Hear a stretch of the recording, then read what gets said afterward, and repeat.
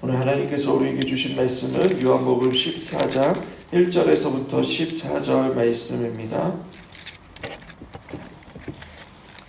요한복음 14장 1절에서부터 14절 말씀 우리 합독하겠습니다. 시작. 너희는 마음에 근심하지 말라. 하나님을 믿으니 또 나를 믿으라. 내 아버지 집에 거할 곳이 많도다. 그렇지 않으면 너희에게 일렀으리라. 내가 너희를 위하여 거처를 예비하러 가노니 가서 너희를 위하여 거처를 예비하면 내가 다시 와서 너희를 내게로 영접하여 나 있는 곳에 너희도 있게 하리라. 내가 어디로 가는지 그 길을 너희가 아느니라. 도마가 이르되 주여 주께서 어디로 가시는지 우리가 알지 못하거늘 그 길을 어찌 알겠사옵나이까. 예수께서 이르시되 내가 곧 길이요 진리요 생명이니 나로 말미암지 않고는 아버지께로 올 자가 없느니라. 너희가 나를 알았더라면 내 아버지도 알았으리로다. 이제부터는 너희가 그를 알았고 또 보았느니라. 빌립이 이르되 주여 아버지를 우리에게 보여주옵소서. 그리하면 족하겠나이다. 예수께서 이르시되 빌립아 내가 이렇게 오래 너희와 함께 있으되 내가 나를 알지 못하느냐. 나를 본 자는 아버지를 보았거늘 어찌하여 아버지를 보이라 하느냐.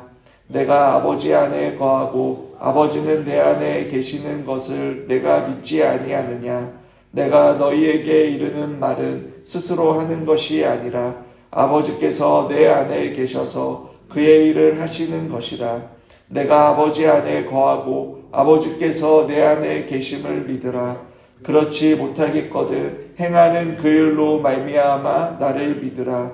내가 진실로 진실로 너희에게 이르노니 나를 믿는 자는 내가 하는 일을 그도 할 것이요 또한 그보다 큰 일도 하리니 이는 내가 아버지께로 감이라. 너희가 내 이름으로 무엇이든 구하든지 내가 행하리니 이는 아버지로 하여금 아들로 말미암아 영광을 받게 하시게 하려 함이라. 내 이름으로 무엇이든지 내게 구하며 내가 행하리라. 아멘. 간혹 새로운 길을 갈 때에 핸드폰 내비게이션을 의지하여 갈 때가 있습니다. 그런데 내비게이션을 보고도 방향을 잘못 잡고 엉뚱한 곳으로 갈 때가 있습니다. 우리의 신앙생활도 마찬가지입니다. 하나님께서 말씀을 통해 특별히 우리에게 자신을 계시해 주시고 또 우리가 마땅히 알고 믿어야 할 것을 알려주셨음에도 불구하고 우리는 하나님의 말씀을 오해하여서 신앙생활에 있어 시행착오를 겪으며 믿음을 배워나갑니다. 오늘 말씀에 우리는 두 가지 길이 있음을 알게 됩니다. 하나의 길은 아버지께로 이르는 길이고 또 다른 길은 아버지께 이르지 못하는 길입니다. 지금 예수님께서는 제자들과 마지막 식사를 하고 계십니다. 분위기는 무겁습니다. 보통 때와 다릅니다. 종교 지도자들은 나사로와 함께 예수님을 죽이기로 혈안이 되어 있습니다.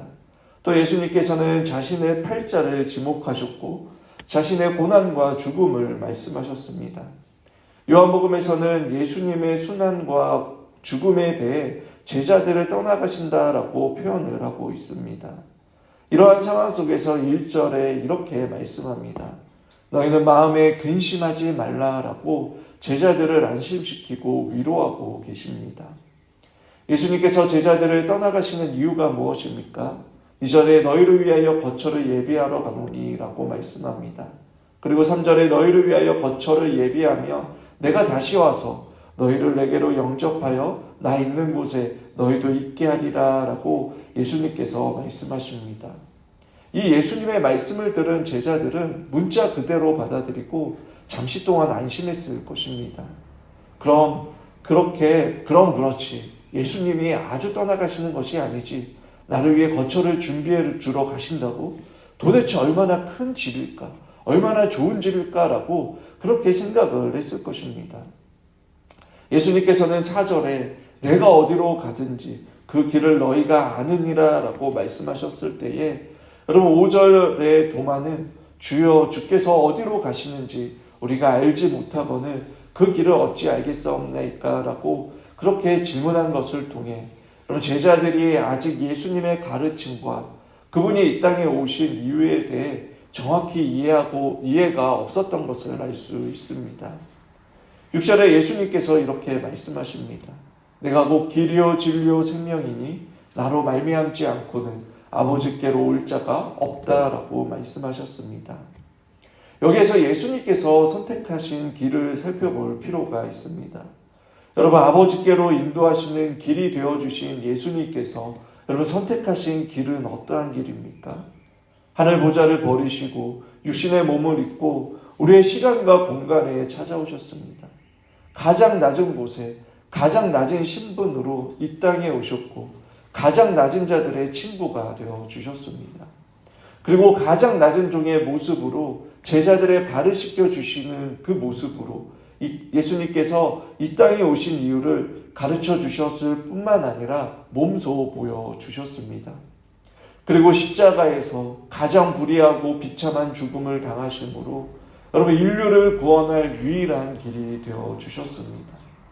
죄와 사망의 권세를 이길 수 있는 오직 단 하나의 길, 오직 예수 그리스도께서 저와 여러분의 대속제물이 되어 주셔서 하나님의 진노와 저주를 저와 여러분 대신 다 받으시고 단 한 번의 제사를 통해 죄의 값을 하나님 아버지께 지불하심으로 우리를 구원하여 주신 유일한 길을 열어주신 것입니다.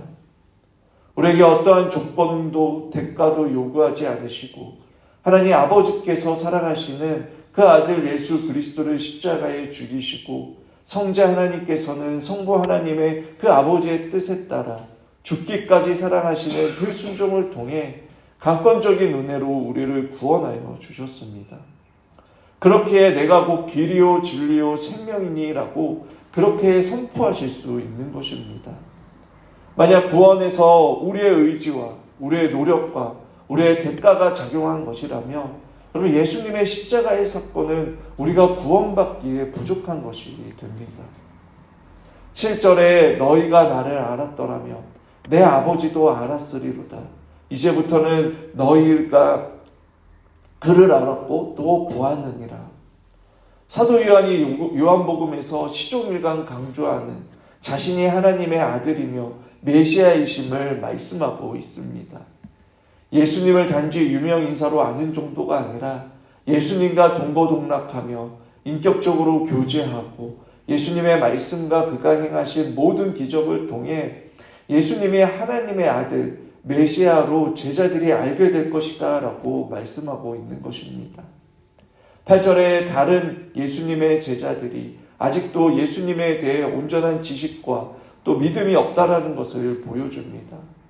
빌립이 이르되 주여 아버지를 우리에게 보여주옵소서 그리하면 족하겠나이다 라고 말합니다. 9절에 빌립의 말을 들으시고 이렇게 오래 너희와 함께 있으되 내가 나를 알지 못하느냐 나를 본 자는 아버지를 보았거늘 어찌하여 아버지를 보이라 하느냐라고 말씀하십니다. 여러분 제자들의 모습을 보면서 참 답답하다라는 생각이 들지 않으십니까?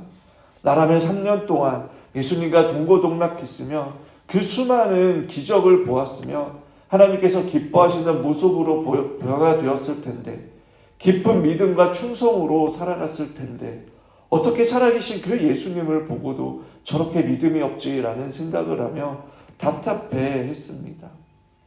마치 나는 절대로 베드로처럼 도마처럼 빌립처럼 안 그럴 수 있다라고 확신할 때가 있었습니다. 그러나 참된 믿음을 갖고 여러분 진지하게 신앙생활을 하면서 베드로의 모습도 또 도마의 모습도 또 빌립의 모습도 내 안에 있음을 발견합니다. 아직 제자들은 복음의 비밀이 드러나지 않는 상태에 있습니다. 예수님께서 십자가에 달려 죽으시기 전이고 또 성령님이 강림하시기 전입니다. 그러니 예수님의 말씀을 아직 전부 이해할 수 없었습니다. 이러한 상황에서 예수님께서 강조하신 것은 그럼 바로 믿음입니다. 10절과 11절입니다. 내가 아버지 안에 거하고 아버지는 내 안에 계시는 것을 내가 믿지 아니하느냐. 내가 너희에게 이르는 말을 스스로 하는 것이 아니라 아버지께서 내 안에 계셔서 그의 일을 하시는 것이라. 내가 아버지 안에 거하고 아버지께서 내 안에 계심을 믿으라. 그렇지 못하겠거든 행하는 일로 그 일로 말미암아 나를 믿으라 라고 말씀합니다. 예수님께서는 제자들에게 너희가 지금 내 말을 믿지 못하겠다면 내가 행한 그 일, 곧 너희가 봤던 표적을 보고 믿으라라는 것입니다. 영이신 하나님께서는 예수님을 통해 하나님의 그 성품과 실존을 우리에게 알려주시고 우리와 인격적인 관계를 맺기 위해 찾아오셨습니다. 그리고 말씀과 사역을 통해 믿음을 주시고 영생을 주시기 위해 자신을 드러내 주셨습니다. 즉 중요한 것은 빌립의 요구처럼 하나님을 보는 것이 중요한 것이 아니라 예수님이 아버지 안에 계신 것과 아버지께서 예수님 안에 계시는 것을 믿는 것입니다.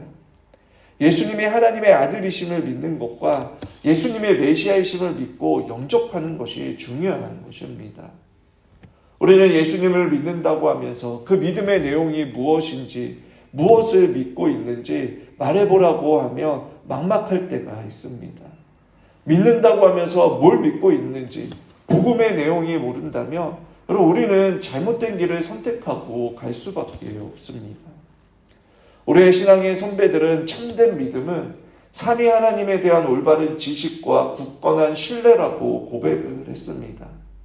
하나님이 누구이신지, 하나님이 우리를 위해 무엇을 하셨는지, 복음이 무엇인지, 우리에게 요구하시는 것이 무엇인지에 대해 우리가 알지 못하고 관심이 없다면 여러분 아버지께로 이르는 길을 갈 수 없을 뿐만 아니라 우리의 신앙생활은 하나님의 뜻과 어긋난 길을 가게 되는 것입니다. 주님께서 우리에게 요구하시는 길이 무엇입니까? 12절에 이렇게 말씀합니다. 내가 진실로 진실로 너희에게 이르노니 나를 믿는 자는 내가 하는 일도 그도 할 것이요 또한 그보다 큰 일도 하리니 이는 내 아버지께로 갑니다. 예수님께서 아버지께로 가시면 제자들은 예수님이 하신 일보다 더 큰 일을 하게 된다라고 말씀하십니다. 주님께서 하신 말씀입니다. 여러분 정말 놀라운 말씀이지 않습니까? 주님께서 하신 일보다 큰 일이 무엇일까요? 그리고 그것을 어떻게 할 수 있을까요? 그것은 바로 죽으시고 부활하신 그리스도를 온 세상에 전하는 일과 교회를 세우는 일이 바로 예수님이 하신 일보다 큰 일임을 우리는 성경을 통해 알 수 있습니다. 예수님께서 하시지 못한 일을 예수님이 승천하신 후에 제자들이 한 일이었습니다. 그리고 저와 여러분들이 해야 할 일입니다. 그리고 예수님이 하신 일보다 더 큰 일을 하기 위해 필요한 것이 바로 기도입니다. 13절에 이렇게 말씀하십니다. 너희가 내 이름으로 무엇을 구하든지 내가 행하리니 이것은 우리가 아무 것이나 구해도 행하리니 여러분 이 말씀은 우리가 아무 것이나 구해도 다 들어주신다라는 의미가 아닙니다. 또는 14절에 예수님의 이름으로 기도합니다라는 그 문장 속에 여러분 마술적인 힘이 들어있다라는 것도 아닙니다. 문맥을 살펴보면 예수님이 하신 일보다 더 큰 일이 필요한 것을 제자들이 구한다면 여러분 다 들어주신다라는 의미입니다. 그렇다면 오늘 이 새벽 우리는 그럼 무엇을 구해야 할까요? 먼저 여러분 주님께 우리의 진실하고 정직한 마음을 고백해야 합니다. 예수님께서는 제자들의 두려워하는 그 마음을 아셨습니다. 그리고 그들에게 두려워하지 않는 마음을 주셨습니다. 생각보다 많은 사람들이 여러분 하나님 앞에 자신의 속마음을 정직하게 말하지 못합니다. 이런 말까지 해야 하나? 하나님이 다 아시겠지. 혹은 이러한 말을 하면 너무나 불경스러운 말이니까 하면 안 되지라는 그러한 생각을 합니다. 하지만 시편의 말씀을 보며 여러분 정말 사소한 것에서부터 시작해서 다른 사람에 대한 험담과 저주까지 하는 것을 보게 됩니다. 그것이 어떻게 가능합니까? 하나님께 하는 것이기 때문에 가능한 것입니다. 하나님께서는 시편의 저자들이 하나님께 그 원수에 대해 저주를 하고 험담하는 것을 막으시거나 왜 그렇게 했어라고 책망하시거나 거기에 대한 평가를 하지 않으십니다. 왜냐하면 하나님께 했기 때문입니다. 오히려 거짓 증언한 것에 대해 타인에 대한 모독한 것에 대해 하나님께서는 직접적으로 모독한 것에 대해 하나님께서는 그 책임을 물으십니다. 우리가 우리의 감정과 상황을 다 쏟아낼 수 있고 우리의 상황과 형편을 온전히 이해할 수 있는 분은 오직 하나님밖에 안 계십니다. 하나님께서는 하나님 앞에 정직한 자를 기뻐하십니다. 그리고 그것이 우리가 새롭게 되는 시작점인 것입니다. 오직 주님께만 모든 것을 다 고백하고 정직하게 하시길 바랍니다. 두려운 마음, 근심과 걱정하는 마음, 심지어 원망과 불평하는 것까지도 다 쏟아내십시오. 그리고 그 다음 여러분 주님의 음성을 들으시길 바랍니다. 하나님께서 주시는 말씀을 듣고 그 말씀을 성령의 조명하신 가운데 비추어 보시길 바랍니다. 결코 들음에서 끝나서는 안 됩니다. 반드시 기도하는 것을 통해 그 말씀을 여러분의 인격과 마음과 또 생각과 삶과 신앙 등을 비추어 보시길 바랍니다. 내 안에 남아있는 죄성, 그리고 나의 연약한 부분, 여전히 트리거로 남아있는 그 마음의 상처와 자존심, 열등감 등 분명 그 말씀을 통해 걸리는 부분이 있을 것입니다. 그 말씀을 통해 과연 그러한지 생각해 보고 여러분 집어내시길 바랍니다. 그리고 깨닫게 하시는 것을 붙잡고 여러분 구하십시오. 그러면 성령님께서 하나님의 형상대로 빚으시고 그 말씀에 따라 순종할 수 있는 믿음과 용기와 지혜와 능력을 주실 것입니다.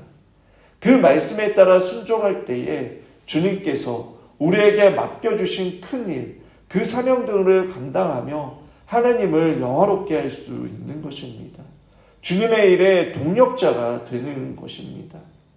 오늘 이 새벽 이미 우리와 함께 하시는 그 성령님을 통해 오늘 우리에게 주신 말씀을 통해 주님을 인격적으로 만나며 성령 충만함으로 하나님께서 맡겨주신 그 큰 일들을 감당함으로 하나님을 영화롭게 하는 저와 여러분들, 또 그 사명을 즐겁게 감당함으로 주님으로 인하여 즐거워하는 복된 오늘 우리 하루의 삶이 되길 주님의 이름으로 축원합니다.